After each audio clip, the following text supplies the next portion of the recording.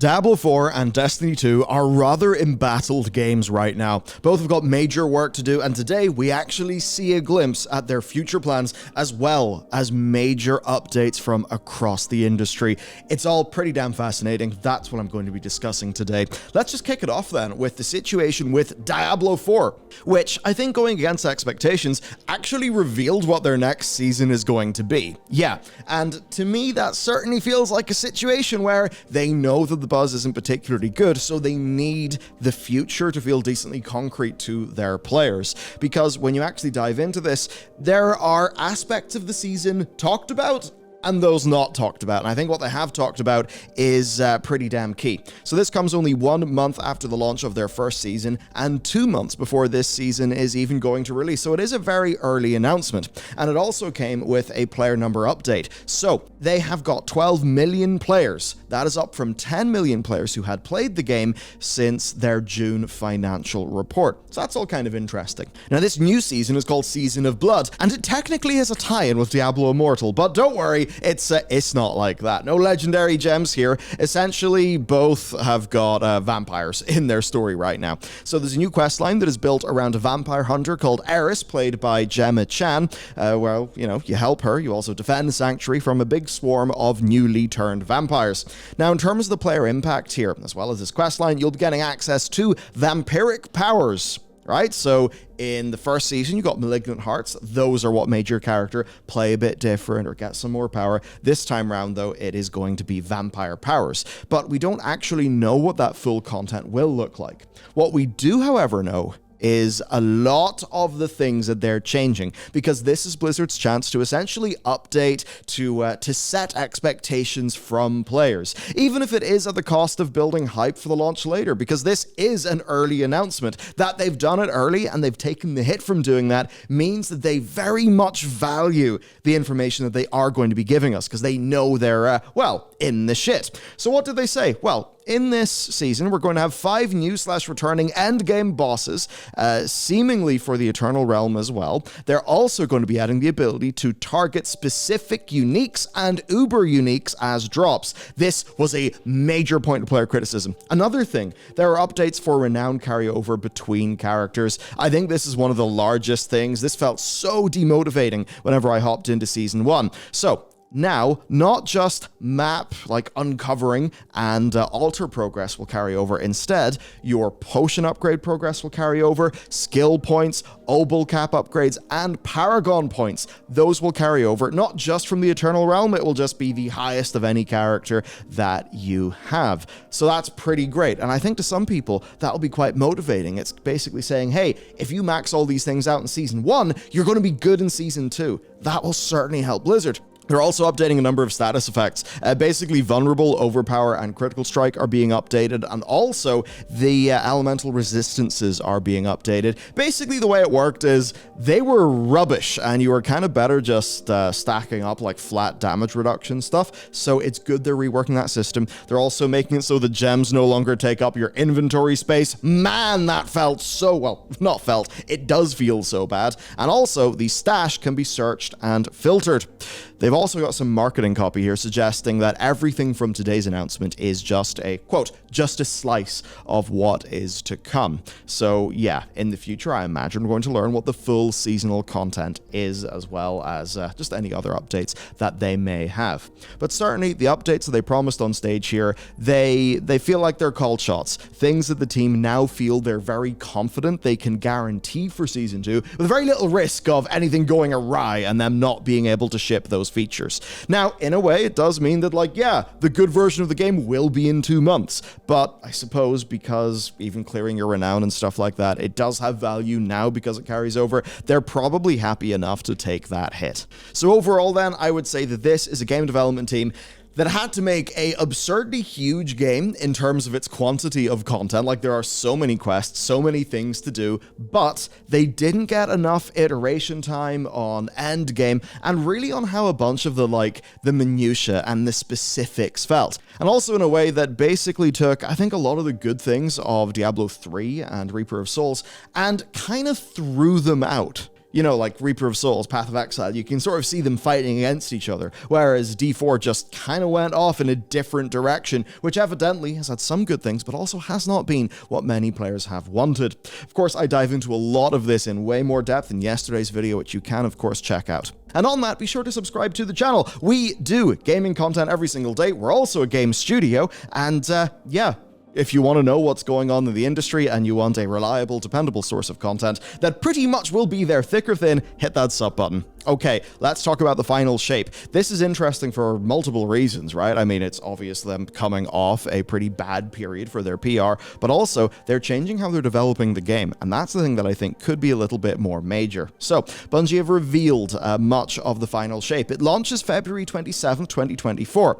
It is set inside the Traveler. Yes, so the Guardians and their core allies of Zavala, Savathun, and Cade 6, who I guess is back now, shows how not up-to-date I am, that they'll be making their way through an environment that is built out of their memories. Again, Bungie are usually pretty damn good with their ability to execute on visuals, so I imagine that will be pretty damn trippy and spectacular looking. But in terms of actual content, it basically is a very, like a big tour through kind of like the greatest hits of zones, areas, things from the past decade of Destiny.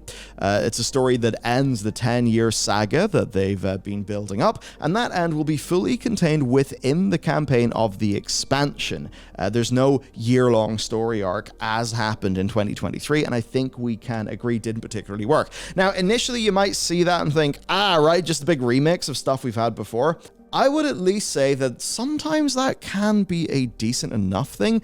Basically, right, look at Tears of the Kingdom. Tears of the Kingdom very literally builds on top of Breath of the Wild, right? Like in terms of the overworld. But you can tell that they refined their game design over those 6 years, and Tears of the Kingdom absolutely did surprise and delight players. Now, some other things as you can expect. Returning exotics from Destiny 1, as well as new exotics. A new super for the Solar Warlock, Void Titan, and Arc Hunter, and a new enemy type, the Enforcer, which will have darkness abilities. But the thing that's really different here is they're changing the seasonal model. So the way that it used to be was them doing 4 seasons a year, right? You know, they do 4 seasons, you buy the season pass. We've already talked that one to death, so let's move on about what's actually new here. They say that this is explicitly designed for the hardcore fans to more evenly provide them with content. And to give you a breakdown here, rather than 4 seasons a year, we're going to get 3 18-week-long episodes with 3 acts.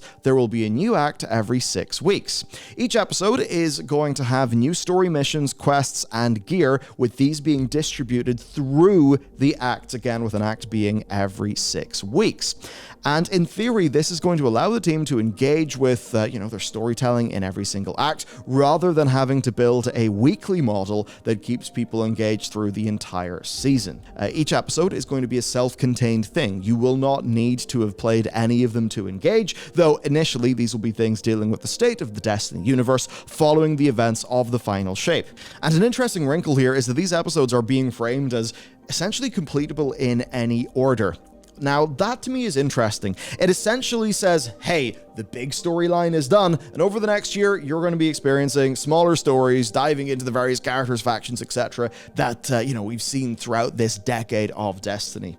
I suppose if they can truly stick the landing with the ending of the final shape, then gallivanting about the place, having better paced content, and having stories that, aren't having to say, explain what the veil is, maybe that could actually be a good thing. And it sort of does feel like a small structural change, and there are certainly questions to be answered about whether this will be the same amount of content spread over like 18 weeks rather than just all dropped at once, if this will be more or less content than people got with the seasonal model. I would also say, sometimes less is more because it's better, right? You don't want loads of stuff that's not good, and they have had more misses than usual lately, so even slowing down might actually be good.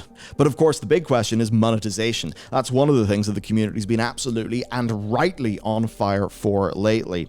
We don't exactly know what that looks like, but they did confirm that there will be season passes. These are going to feature 200 ranks that players will have to climb across the length of the episode. The first 100 will be in the first act, and then 50 will be added in each later act.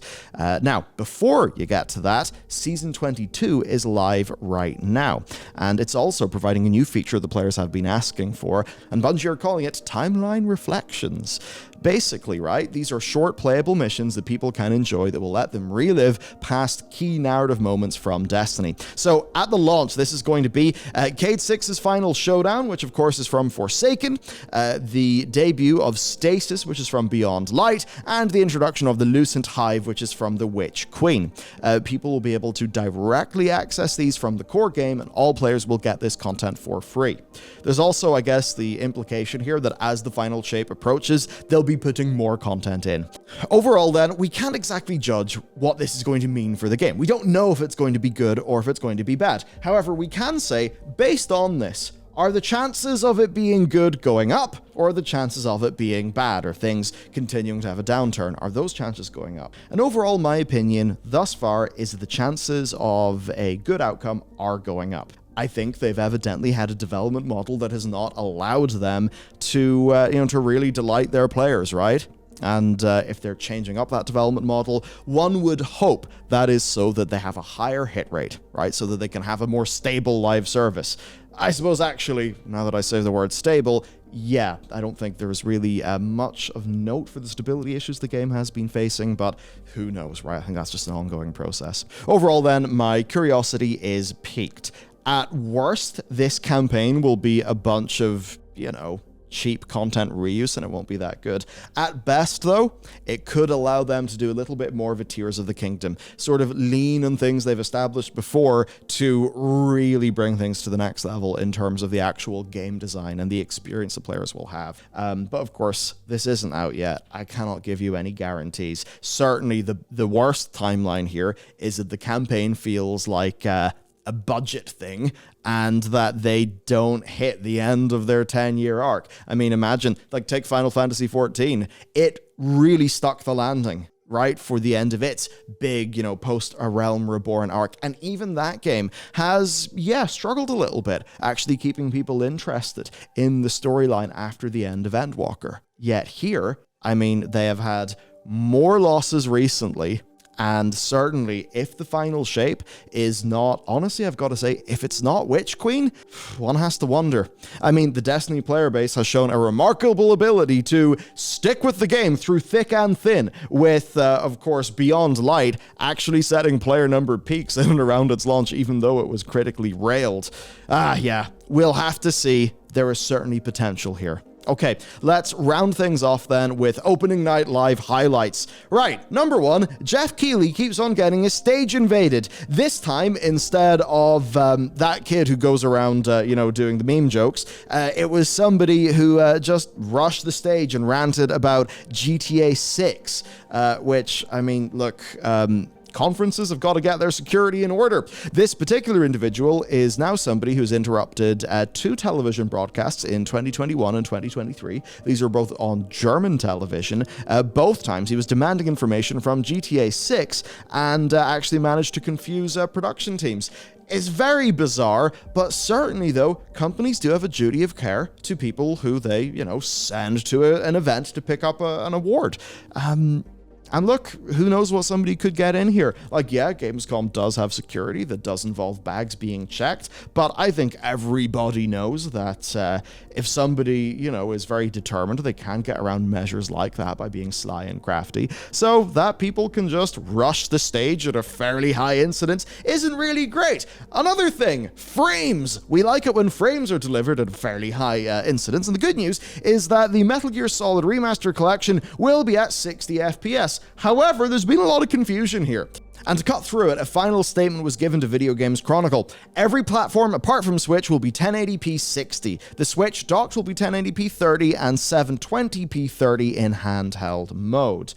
People are disappointed though that 1080 is the hard limit here, and there's a lot of games you can just crank the resolution up and you do get a very, very crisp image. That this is not going to be happening here is, rather disappointing. Especially since, as people have pointed out, the Nvidia Shield can run this at 60 FPS. So if the Shield can, why can't the Switch?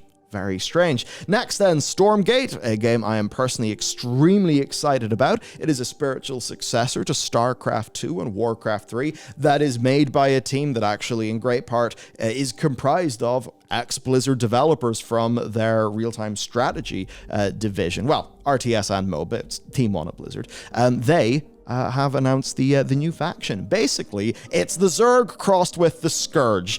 They look pretty damn cool. They look pretty damn fun. It's also great that Frank Klepacki of Command & Conquer fame is going to be there helping with the music, and they're also, they've got the Chainsmokers advising them in the soundtrack. All of this sounds pretty damn great, and basically that the people who gave us StarCraft 2, I think one of the greatest games of all time, that they are getting to continue along their mission of RTS content in a way that's like still very much in line with the sort of design philosophy that if there was another StarCraft expansion or a StarCraft 3, like they're continuing along that. So I can't wait. I'm excited. And with that, you now know what's up. Basically, Opening Night Live was more updates for games and the major stories that people care about. Yeah, basically, I've covered here. Overall, look, Destiny, Diablo 4, here's the deal, right? These are games that, I mean, you know, if there's a negative headline about them, you'll click them. I'll click them. I'll talk about them too. You'll probably click on me talking about that. The reason why we do that is because it's really interesting, right? I mean, seeing a company fumble the bag, it's, it's like those comedy shows, right? Remember the funniest home videos where it's like, look, somebody tried to climb up a tree and somehow a branch fell and now their entire house fell down. Ha ha ha, how funny.